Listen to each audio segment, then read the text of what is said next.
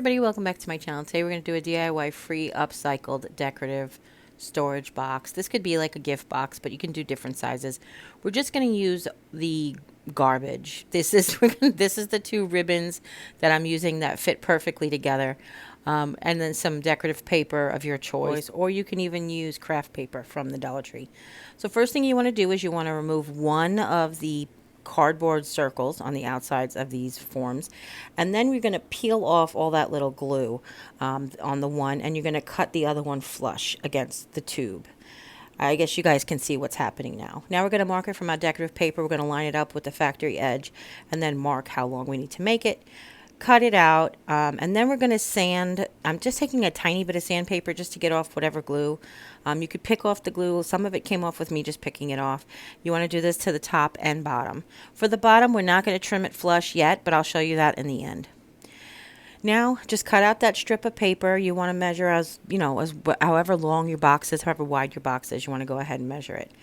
And then we're going to cut one circle for the bottom to fill in the bottom hole as well. Okay. Now, once you do that, we're just going to use some hot glue to stick some paper down, but you could use any kind of glue sticks that's your favorite kind of glue is fine. And then we're going to trim to fit. This is the bottom of the box. You want to put the bottom on before the sides. That's my one big tip. And then I'm using my straight knife to kind of clean it up so none of it's really hanging over the edges of the side. Then you're going to take the side paper and you're going to start wrapping it. And we do the bottom first so we cover that raw edge. Just glue down on the front and then glue a little bit along the way and then glue the very end down. And again, I'm just using hot glue for this, but use whatever glue you like. Then I'm trimming the bottom. I turned it upside down, and if my paper was just a little too wide, I'll trim it off at the bottom. You can fill the bottom in with black marker if you don't like the cut edges.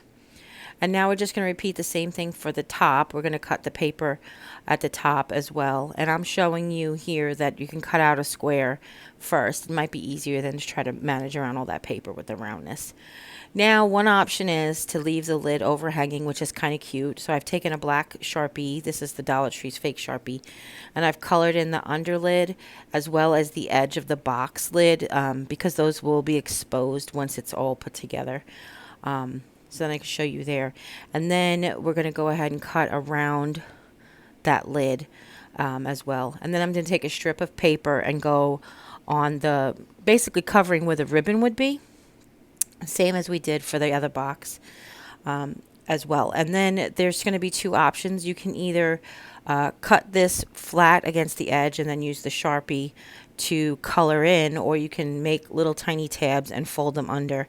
I guess it really depends on the fit of how your lid fits on your box or the desired effect you want to get.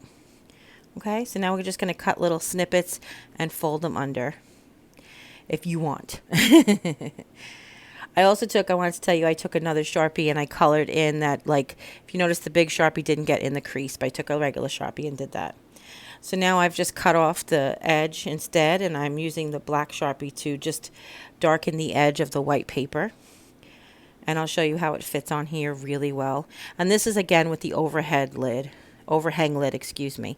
It looks cute. It really does. It almost looks like a little table. But what I decided to do was just something a little different, and I'll show you both options. It looks really cute. So you don't have to color in the rim of that if you don't want to, because it's going to be covered, but it's good to cover the rim of the lid. I've decided to take some black satin ribbon instead, and I'm just going to doll this up a little bit. This is just to make it a little bit more glam. I've cut the overhang off, and I'm going to just cover that edge with black satin ribbon. I just think it makes it look a little bit more fancy, a little bit more glam, a little bit more modern farmhouse maybe. And then it just sits on there. It's a little loose, so it's not it's not airtight, but it's cardboard tubes, so you don't want it to be airtight anyway. And then you can take the black Sharpie and just color up any cut edges there. You can see I did it on the left, but I didn't do it on the bottom just yet. And then this is a felt rose we made on our channel the other day. It's just a really easy paper rose, but you can decorate it with the top with anything you want. And then I just want to show you it's really cute. You can line the inside as well with fabric or with paper. And that's it. This is a really quick and easy DIY. I'm glad you watched it. Thank you for sticking with the new format of the photo journalist type of situation. If you have any questions at all, go ahead and leave them in the comments down below. Don't forget to share and all the things. And as always, you guys take care. God bless. I'll see you next time. Bye.